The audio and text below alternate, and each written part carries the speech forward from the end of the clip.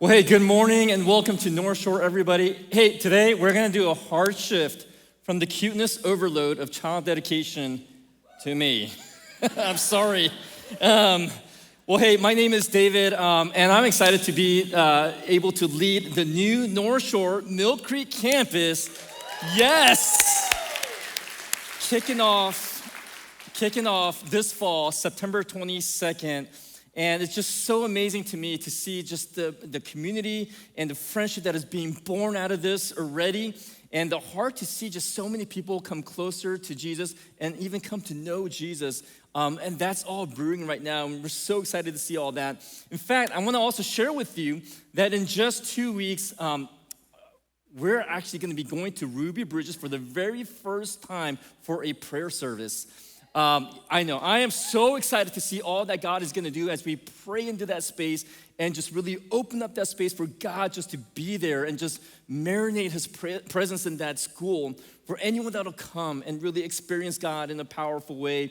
And so if that's something, maybe you were thinking about being on the launch team or want to know more about Mill Creek or even just be a part of that prayer service, just to pray with us, we need more of you out there.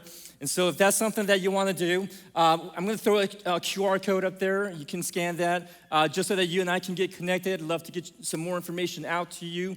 If QR code is not your thing for some reason, there's a connection card that Scotty was talking about. Just write Mill Creek on that. And I'm going to be reaching out to you later this week with some more information. But if Mill Creek is not something that you have been thinking about, well, why not, right? Here's the thing. For me, as I'm thinking about this whole day today, part of like what I want to do is try to convince you to come to Mill Creek. But here's the thing, is that I have this shameless plug and this tactic to do whatever it takes to get y'all over there. And so what I'm going to do today is I'm going to award the first person that joins the launch team for Mill Creek my not so brand new 2013 Toyota minivan. How's that sound? Maybe some of these families would have liked that, right? And it's really nice. The AC sort of works. We have a snack bar in the car, and it'll be fully loaded and stocked up for you. The snack bar can be found in the cracks of the seats there, maybe on the floor. We got like Cheez-Its. We got like everything you can imagine. Even like raisins that were once grapes when they first came into the minivan. All of that can be yours by signing up for the Mill Creek team. But if that's not your thing, then, well, I'm gonna give it to you anyway, because I don't want it. Because the two cars, here's the thing, years ago, the two cars that I did not want was a minivan and a Prius that has a horsepower of an electric scooter. And so I'm like, these are the two cars that I don't want, and guess what two cars I have? Wouldn't you know it? Minivan and a Prius. And because they're Toyotas, they're probably gonna outlive me too, so I'm stuck with it. Anyway, I'm not here to talk about my midlife crisis today. But what I do want to talk about is that when life gives us something that we don't want. Any of you resonate with that? Right? There are unwanted things in life. And I'm not just talking about like things like a minivan or a bad haircut or clowns at the end of June. For goodness sakes, tomorrow is July. Where is the sun, right? But I'm not talking about these things that we don't want, but I'm talking about like deeper things, like unwanted seasons in our lives, what I might call the season of the wilderness. Some of you might resonate with that and understand and know what that season is all about because you've experienced significant loss and grief this year. You know what it feels like to be a part of in an accident or involved with an illness that is just gonna throw you into a season of the wilderness. Some of us, we know the weight of walking into a toxic workplace where there's manipulation, there's abuse, there's just life-sucking things, that environment that'll just take you into the season of the wilderness. Some of us, we understand the financial pressures of inflation, don't we?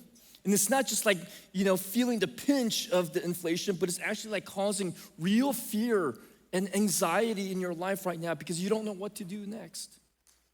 And that'll throw you into a season of the wilderness. And so the wilderness, in layman's term, is a period in life where we lose control of life. We lose control of life and ultimately leaving us feeling helpless and hopeless and feeling stuck because of the sense of permanence. And it just feels like you're in there forever, doesn't it? If you believe in God, you probably felt during those times that God just felt too distant or too quiet or maybe too indifferent. Maybe he just stopped not caring about me anymore. If you're not a Christian, maybe in this barren season, you're thinking and you're feeling like, you know what, all of this is just confirmation that he doesn't exist. I told you, he doesn't care, just as I suspected all along. Well, I have some news for us this morning, because Scripture actually speaks to us about these seasons in life. So as we look at the life of David in this series called Live It Out, we find that even David, who God loved deeply to call a man after his own heart, we find David struggling in the season of the wilderness of his own life. The greatest irony of all of this is that it's coming out of perhaps the highest point of his life. And if you were here last week, you heard Scotty talking about David slaying Goliath and that momentous event that so many of us know, whether you're part of the church or not. I mean, this is a story that Scotty was talking about. We know what it's like to face our giants, to face these Goliaths, right? But see, out of slaying Goliath, he comes out of this thing as a national hero instantaneously. And so what ends up happening is that he's sent out on these missions and he's just victorious. He's doing so well that King Saul actually promotes him to be in charge of the military and is doing some amazing and incredible things as a military leader. Until one day, David returns from another victorious battle and women are starting to sing in the streets. Saul has slain his thousands, David, his tens of thousands. And can you imagine just how upset and furious and jealous King Saul had become? And it didn't help that his daughter, Michal, actually started falling in love with David. His son, Jonathan, vowed like friendship to be the closest friend and his ally for forever. And in previous chapters, like chapter 18, there's a verse that'll say that all of Israel and Judah loved David because he led them in their campaigns. I mean, he was successful all around and everybody knew him, everybody loved him. But that celebration was actually short-lived because at a moment's notice, he found himself in the crosshairs of a very jealous and insecure king. And so multiple times the spirit of jealousy would just overcome King Saul, and King Saul would just impulsively, he's got like anger issues, he would grab a spear and just throw it at David for no apparent reason. And then so playing on with this whole jealousy motif, he even tells his son Jonathan, go and kill David, send some men to kill David, go and take care of him. But Jonathan goes and only develops a deeper friendship with David and vows to protect him for the rest of his life. So Saul sends his other men to go kill David at his home, but David's wife, who happens to be Michal, who happens to be Saul's own daughter, right? So twisted, isn't it? Like Saul kind of makes your in-laws look like saints, right? So he sends all these men to David's house in his own daughter's home to take care of David.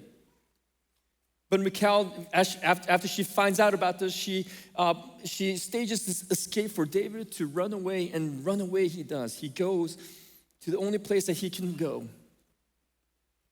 running into the literal desert, into the literal and metaphorical wilderness season of his life. And so we come today to this passage, 1 Samuel chapter 24. We're gonna start with verse 1, and this is what it says. After Saul returned from pursuing the Philistines, he was told, David is in the desert of En Gedi.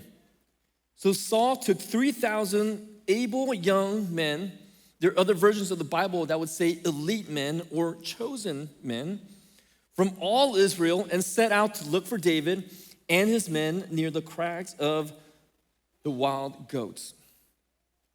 3,000 of Israel's best warriors. Instead of protecting their country, governing his people, or creating policies for a flourishing nation, Saul takes 3,000 men on a personal mission, deploying Israel's elite forces on a personal jealousy conquest against one man who was only a threat in his own head.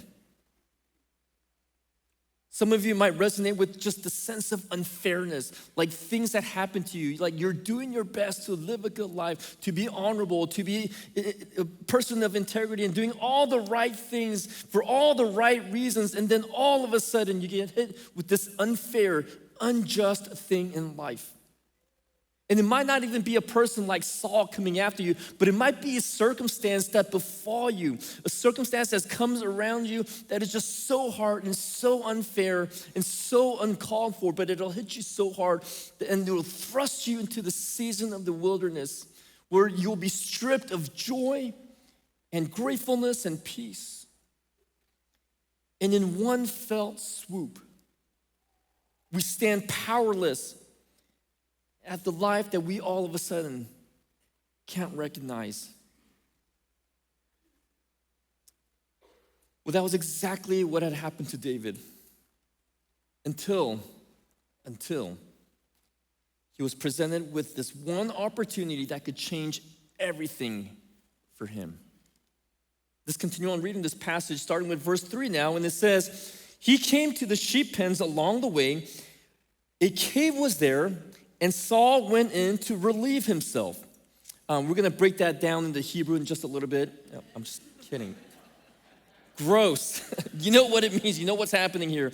And it says, David and his men were far back in the cave. The men said, this is a day the Lord spoke of when he said to you, I will give your enemy into your hands for you to deal with as you wish. Then David crept up unnoticed and cut off the corner of Saul's robe. I mean, what? I mean, David, you could have changed your destiny from here on out. You could have been out of this wilderness. You can be back at the palace. But the corner of the robe, what is that gonna do, right? But I mean, if you think about this entire scene in of itself, it is so interesting because I can't even begin to tell you the odds of the thousands of caves in this expansive desert, right?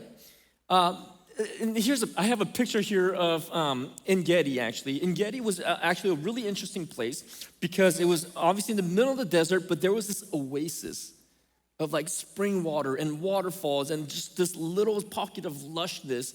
And that was surrounded by these high, tall canyon walls, just like that were filled with caves, as you can see. I mean, just hundreds and thousands of all these caves that are just all around surrounding En Gedi's oasis.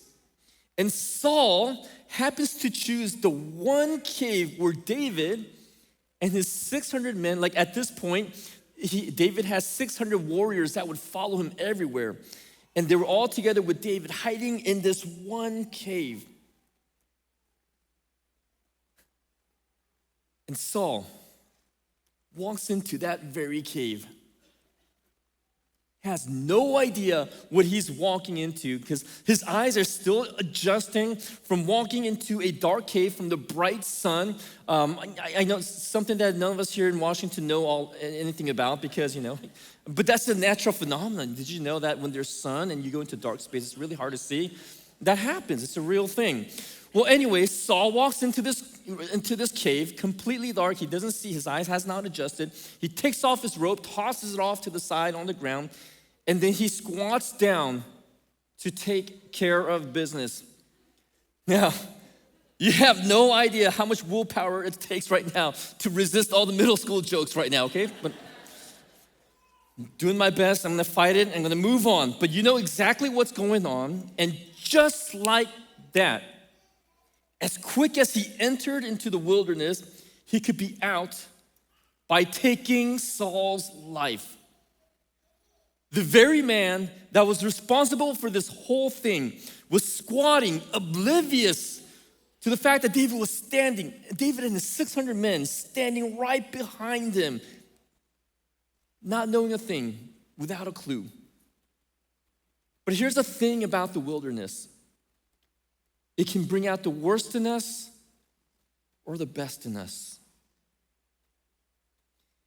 And can I just say, just as a disclaimer to many of us that are maybe new to faith, or you're just exploring this whole faith in Jesus thing and what it means and what it's all about, and maybe you're thinking like following Jesus is, is it a self-help thing? I'm gonna tell you, it is not. Nor is it about making your life easier or happier or just getting into heaven. That's not what this is about. And don't get me wrong, all of these things are like byproducts of living life with Jesus, but not without walking in the wilderness with Jesus first. Because the wilderness is always going to be the place that God uses to refine his people. In other words, God isn't as interested in changing our circumstances as much as he is interested in changing us. So, with Saul in such a vulnerable position, the hardest part now is deciding which of the 1,000 ways he could kill Saul. Like you're imagining like he's like channeling his inner Liam Neeson right now. It's like, oh, I'm gonna take care of this guy right now, right? And everyone behind him is thinking that exact same thing. And in all honesty, David could have cut off Saul's head right there, and just like he did with Goliath, right? Grab his head and walk out of that cave, not with a piece of robe, but actually with Saul's head in his hands. And I'm willing to bet that all of Saul's 3,000 warriors would have actually knelt and declared David as king right in that moment.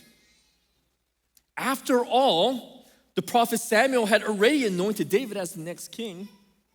After all, he was already a national hero for defeating Goliath, the Philistine giant. After all, he was a leader that everybody already wanted and loved. They made songs about who he was and about his bravery. And if you think about it, Saul had to order 3,000 of Israel's best warriors to follow him into the desert, and they had to go because it was the king's order. While David and his 600 men willingly followed David, even without an invitation. They followed him even into the desert, even into the cave, because they wanted to. Now, here's an interesting thing that many of us might not really know, but this was actually one of the most pivotal moments of David's life. Sure, slaying Goliath was impressive. Killing lions and bears to protect his sheep as a boy was impressive. His leadership was impressive. I mean, his penmanship. He wrote like bulk of the Psalms in the Bible. I mean, his penmanship is impressive. We sing songs about it, right? Even today, 3,000 years later. All of that, he was just an impressive human being. But maybe the most impressive moment came when he stood behind his mortal enemy. With that one big decision in his life, this was the defining moment for him that could have demonstrated the kind of person he had become in the wilderness. And listen, like everyone knew that Saul had lost his mind. He was in the wilderness of his own. But there was this stark contrast between these two people in the same wilderness, in the same cave, but two very different outcomes. Saul, who had taken matters into his own hands, lost himself. While David, who put the matter in God's hands, found who he truly was in God's eye. No one would have grieved the loss of a selfish, arrogant, narcissist king. In fact, David would have been doing a favor to this entire nation because Saul had completely lost his mind. And putting an end to the life of this lunatic king, and becoming king himself, like God had already planned, felt like the right thing to do. I mean, it was God's idea to make David king anyway, wasn't it? If anything, David could have just expedited God's timeline. But he doesn't. I love how author Gene Edwards, in his book, A Tale of Three Kings, he writes about like what David may have said to his 600 warriors in that cave in such an artistic way. I'm going to share that with you. And he says, better he kill me than I learn his ways. Better he kill me than I become as he is. I shall not practice the ways that cause kings to go mad. I will not throw spears, nor will I allow hatred to grow in my heart. I will not avenge, not now, not ever. Because David learned something in the wilderness season that we must also learn. These are not wasted years. These were refining years. These were the maturation years of the young, overconfident David, the rough around the edges David, the I can take on the world David, to now the David who, after being in the wilderness for some time, was certainly broken, but better for it. Because he learned what it means to be surrendered to God in the wilderness. He learned what it means to be led by the Spirit in the wilderness. And that's something that we can only fully learn when we've walked through the wilderness of our own. So no, I won't take matters into my own hands. Despite all of the achievements of my past and all the praise of the multitude of all of my accomplishments, because what matters is God's agenda and the work that He's doing in me right now, more than the thing that I can do for me. And that was exactly David's lesson in the wilderness. See, had he bypassed this unwanted season in the wilderness and went straight from slaying Goliath to the throne, he would have never learned what it means to live a life of surrender. He would have never learned anything about becoming a man after God's own heart. There are scholars that are out there that say David may have spent approximately about a decade running from Saul in the wilderness. Can you imagine? Like, he would have been in his 20s, but spending the entirety of your 20s, the prime of your life, in deep desolation. But you see, he wasn't alone. God was there, and God was working in him. We can tell by the way that he responds. Verse 5, he says, afterward, David was conscience-stricken for having cut off a corner of his robe. And he said to his men, the Lord forbid that I should do such a thing to my master, the Lord's anointed, or lay my hand on him, for he is the anointed of the Lord. With these words, David sharply rebuked his men and did not allow them to attack Saul. And Saul left the cave and went his way. Talk about a missed opportunity, many of us would say. See, the wilderness season was actually changing him. He wasn't the kid that ran after lions and bears and giants. Not like that, not anymore. He was now a man after God's own heart. He now had the wisdom to know that if he slayed Saul, sure, he would be king, but he would become just another version of Saul. Kill Saul, become Saul 2.0. The same insecure, jealous, narcissist tyrant. And he knew that if he didn't break that cycle now by taking the high road and letting Saul live, he knew that he himself would throw spears like Saul did. That he would send men for selfish reasons, like to kill other people like Saul did.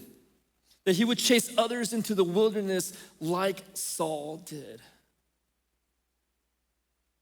Take matters into your own hands, kill Saul, get out of the wilderness, and fast track your life to the throne. And you know what? He would still be respected. He would still be respected by the warriors. He would still possess the charm and the charisma to be the people's king. But on the inside, internally, you will never be the same. Because once you succeed in taking matters into your own hands, guess what? You'll do it again and again and again. Because that's the only way you know how to do it. Now, there's nothing wrong with success. I mean, it's a great thing to pursue and try hard and to succeed in the things that we do. But see, success, especially when it's achieved by taking matters into your own hands at the expense, and this is key, at the expense of your integrity and obedience to God, that kind of success becomes highly destructive and addictive.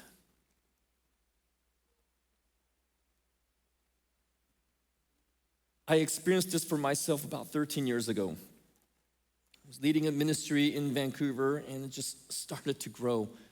It started to grow pretty fast. Honestly, the ministry outgrew me. It was growing faster than I could grow. And that's always a dangerous thing. And I became so addicted to the success of what was happening because of all the things that I was doing. I was leading 3 small groups, leading a leadership group, mentoring people, leading meetings, calendaring events, preaching, and people were coming to faith. People were getting baptized. Some incredible things were happening. We outgrew our space. Like people were standing in the back, people were sitting on the floor. I mean, that place was popping, you guys. It was incredible. I was out almost every night doing ministry, doing things for the church, for people, but I didn't have time for the most important things, like my family. Until one day, my wife asked me to attend Miriam, my first daughter, her open house at her school. She was in first grade at the time. I was so agitated, I did not want to go. Like, didn't she know how busy I was? Why would she want me to go? Why couldn't she go? Didn't she know I have to do this and do that and all of these things and all the preparation of the ministry, the things that I had to do? But I lost that fight, so I had to go, reluctantly. But my irritation actually wore off when I stopped to actually enjoy the world that my little girl was living in. I was sitting in her little chair in front of her little desk, barely fit in it, and looking inside her desk and seeing how she arranged everything inside her desk. She's such a lefty. She had everything kind of on the left side, and it was just really cute. And I smiled, and I was like, this is actually really good for me. And all of a sudden, I became very grateful to be there. And I was just kind of soaking in the moment as the teacher was talking, and I was looking around the room, and I saw on the side wall next to me a row of cubbies from wall to wall. And I have a picture of what it might have looked like. I wish I had the actual picture, but everything was just perfectly displayed. The classroom was a private Christian school and had these matching cardigans that were hanging perfectly on these hooks. They had the name of the child on top of the cubbies, and on the floor there were these gym shoes that they would have to change into. And they were just perfectly lined up in a row right at the bottom of the cubbies. It's just so cute. It was just these tiny white sneakers, all brand new because it was the start of the new year. And I was scanning each pair of the shoes going down the line, and then I stopped at one because I noticed that one looked different. It was old. I mean, there were threads coming off of it. The Velcro wasn't sticking anymore. It was dirt along the crevices of the shoes, and the rubber soles of the back of the shoe, it was peeling off. It was coming off. My heart broke for that child because I thought it was probably a low-income family that could barely afford to be there, let alone buy a pair of shoes. Maybe it was an immigrant family, I thought, because I remember even being as an immigrant, we didn't know about things like back to school shopping. Like, what is that, right? But that's apparently a thing in North America. And you know what? Maybe it's a family like that and just didn't know. And so I thought, you know what? I'm gonna do a good deed for this family. Maybe I'll just go to the store after this, buy a pair of shoes, and just replace it. Put a new pair of shoes there for the child for the next morning. So I looked up towards the name on that cubby to see the name of the child. And it said Miriam. That was my daughter. And no, it wasn't because we were low income. No, it wasn't because we were, I mean, I knew.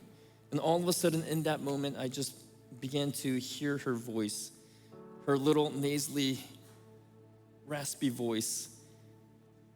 I can hear in the back of my head, Daddy, I need new shoes. Can you buy me shoes today? And I just kept putting it off, and she had been asking for days, and it just started coming back to me. And I thought, I was so busy. I was so busy to even do just a small thing like buying a pair of shoes. I was so busy doing kingdom work, but whose kingdom was I building anyway? It wasn't God's. It was mine. It was with my success, with my agenda. And I immediately ran out of that room and ran into the restroom, ashamed, crying, ashamed because of who I had become. Because in this, right now, I realized that I had become actually Saul. Agitated by anyone who got in my way, jealous of anyone who would out-succeed me, completely losing perspective of who God was and who I was doing this for in the first place. Things have changed since then, but I'm no less a work in progress than I was 13 years ago. And that's the thing about the wilderness season that we need to know, is that the wilderness is a lifelong classroom that we enter in and out. Because you see, David may have succeeded here, but by letting Saul live, but you'll see as we continue on with his story and his life, that he'll hit his highs and his lows, highs and lows, all the ups and downs. And see, the thing is, our goal isn't to avoid the wilderness, but it's to learn to cling to God who is present and faithful, because he's committed to working in us. Will you just pray with me? In fact, I'm gonna just invite you to stand. And as we pray, I'm gonna ask you to do something. I'm gonna just ask you to just put your palms up in the position of surrender to God. And what we're doing right now is that thinking about your past wilderness season. Maybe some of you guys are going through a wilderness season right now. If not, we'll face it at some point down the road. But what we're doing is we're just surrendering everything to the Lord. Saying, God, I'm yours. Work in me through this season, and I'm gonna try to fight and try to get out of this as fast as I can, but God, slow me down, because this is a season that you have placed me in right now, so that I will learn what it means to surrender to you. And I'm gonna ask you also to just pray this prayer and say, God, who do you want me to be? Who do you want me to be? What are you doing in me? What kind of person am I becoming? And so, God, as you meet us where we are, some of us are in the depth of the caves of this desert wilderness season of our lives. Come and meet us. Allow us to surrender everything, oh God, to you so that you can do your work. In Jesus' name.